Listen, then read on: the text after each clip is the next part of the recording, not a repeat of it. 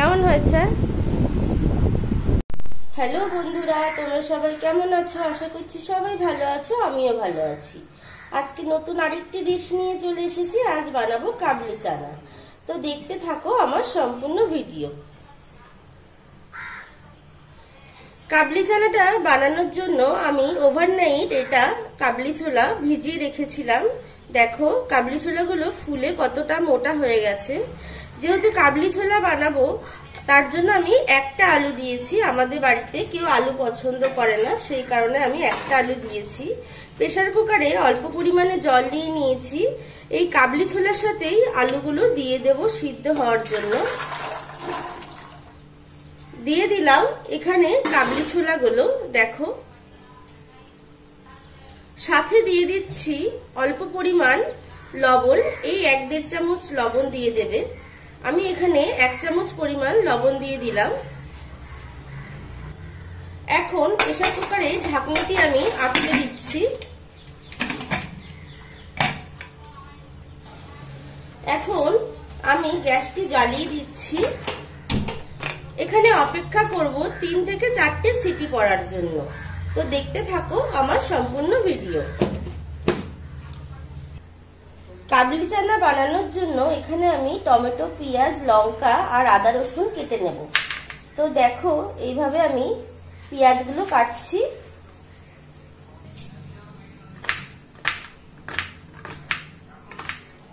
এইভাবে ঝিরিঝিরি করে কুচিয়ে নেবে তোমরা। আমি চাকুর সাহায্যে পেঁয়াজগুলো কুচিয়ে নিচ্ছি, তোমরা বটি দিয়েও এটা কেটে নিতে পারো। দেখো এইভাবে একদম ছোট ছোট পিস করে আমি কিন্তু পেঁয়াজগুলো কেটে নিয়েছি। দেখো এখানে কুচি করে রাখা কয়েক টুকরো পেঁয়াজ নিয়েছি, আর এখানে একটা পেঁয়াজ আমি বেটে নেব। দেখো মিক্সচার মেশিনের বাটিতে দিয়ে দিয়েছি। আর এখানে একটা টমেটো নিলাম, আর এখানে নেব কিছু পরিমাণ কাঁচা লঙ্কা। স্বাদ অনুযায়ী কাঁচা লঙ্কা নিয়ে নেব। এটাকে আমি মিহি পেস্ট করে নেব। দেখো এখানে আমি পেস্ট করে নিয়েছি। তো কাবলি ছোলাটা আমার সিদ্ধ হয়ে গেছে। এখানে আমি কড়াই বসিয়ে দিয়েছি। এখন এই মুহূর্তে আমি এই গরম কড়াইয়ের মধ্যে আমুল বাটার 1 চামচ দিয়ে দেব। যেহেতু আমরা রিফাইন তেল বা সর্ষের তেল খাই না, সেই কারণে আমরা বাটারে রান্না করি। তোমরা চাইলে রিফাইন তেল বা সর্ষের তেল দিয়ে করতে পারো। তো বাটারটা মেল্ট হয়ে যাওয়ার পরে আমি দিয়ে দিচ্ছি কটা গরম মশলা, গোটা গরম মশলা দিয়ে দিলাম। এখানে দারচিনি আর লবঙ্গ রয়েছে। দিয়ে দিচ্ছি একটা এলাচ। দিয়ে এবার এটা আমি ফোড়নের মতন ভেজে নেব। দেখো এখানে ফোড়ন হয়ে গেছে। এই মুহূর্তে আমি দিয়ে দেব কুচিয়ে রাখা পেঁয়াজগুলো।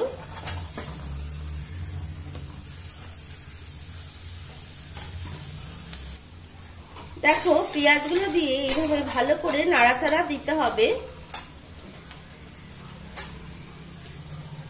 একটু সামান্য লবণ দিয়ে দিতে হবে, যেহেতু পেঁয়াজগুলো আমি ভাজছি। পেঁয়াজগুলো লবণ দেওয়ার ফলে নরম হয়ে যাবে।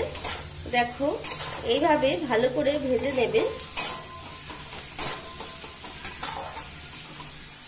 এখানে দিয়ে দেব আগে থেকে করে রাখা মশলাটা। এখানে রয়েছে পেঁয়াজ, টমেটো আর কাঁচা লঙ্কা। দিচ্ছি এখানে গার্লিক জিঞ্জারের পেস্ট। এখানে আমি ঘরেই বানিয়ে রাখি গার্লিক জিঞ্জারের পেস্ট। 1 সপ্তাহটা একেবারে আমি বানিয়ে রাখি, তো সেটাই দিয়ে দিলাম। দিয়ে এবার ভালো করে এটাকে কষাবো।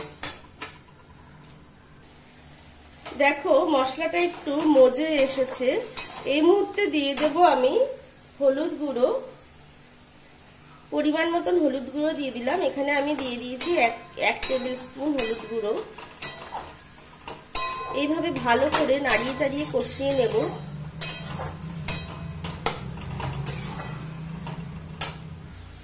দিয়ে দিচ্ছি এখানে আগে থেকে জিরে ধনে গুঁড়ো করে রেখেছিলাম বাড়িতে, সেই জিরে ধনে গুঁড়ো পাউডার।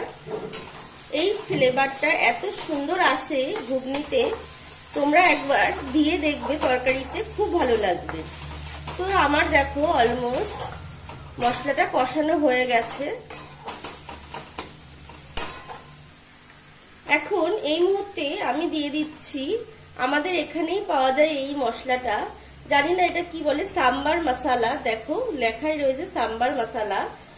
বন্ধুরা, তোমাদের একটা কথা আমার বলাই হয়নি, তো আমার এখানে বলতে আমি এখন শ্বশুরবাড়িতে রয়েছি, তো এখানে বেশ সুন্দর সুন্দর জায়গা আছে। আমি এখন গোয়াতে আছি।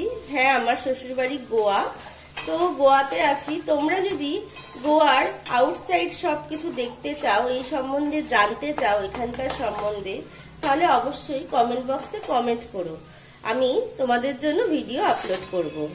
দেখো এদিকে আমার কাবলি ছোলা আর আলুটা সিদ্ধ হয়ে গেছে। আলুটা আমি ঠিক এইভাবে ভেঙে চুরে দেব।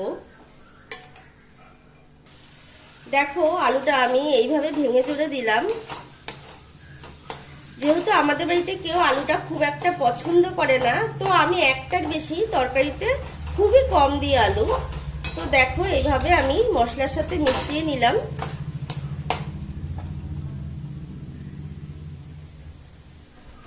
তো এখন আমরা সিদ্ধ করে রাখা কাবলি ছোলাটা দিয়ে দেব, দিয়ে ভালো করে এটা নাড়াবো। এটাকে ভালো করে কষিয়ে নেব।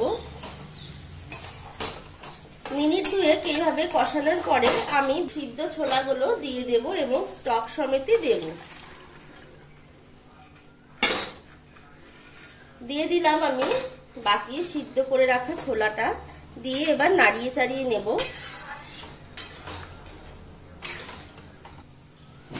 দিয়ে দেব এখানে সামান্য পরিমাণে চিনি। এবার এটা আমি ফোটা অবধি অপেক্ষা করব, তো তার জন্য ঢাকনা দিয়ে ঢেকে দেব। গ্যাসের ফ্লেম হাই করে দিয়েছি, এবার আমি ঢাকনা দিয়ে ঢেকে দিলাম। তো ঢেকে দেওয়ার পরে 10 মিনিট অপেক্ষা করব। তো দেখো ঠিক 10 মিনিট পরে আমি ফিরে আসলাম। তো দেখো ঘুগনিটা কেমন হয়েছে, কি দারুণ হয়েছে, দেখেছো কালারটা। এখন এই মুহূর্তে আমি একটু গরম মশলা গুঁড়ো দিয়ে দিচ্ছি। দেখো সামান্য পরিমাণে গরম মশলা গুঁড়ো দিয়ে দিলাম। গরম মশলা গুঁড়োটা দিয়ে একটু ভালো করে নাড়াচাড়া করে নেব। আমার কিন্তু ঘুগনিটা হয়ে গেছে। দেখো ভিডিওটি যদি ভালো লাগে অবশ্যই লাইক এন্ড সাবস্ক্রাইব করে দিও। আর শেষে দিয়ে দিচ্ছি আমি ধনেপাতা কুচি। ধনেপাতা কুচি না দিলে আমাদের কোনো তরকারি যেন ভালো লাগে না। তোমরা যদি চাও এটা স্কিপ করতে পারো। তো আমি ধনেপাতা কুচিটা দিয়ে এবার কিছুক্ষণ ঢেকে রাখবো।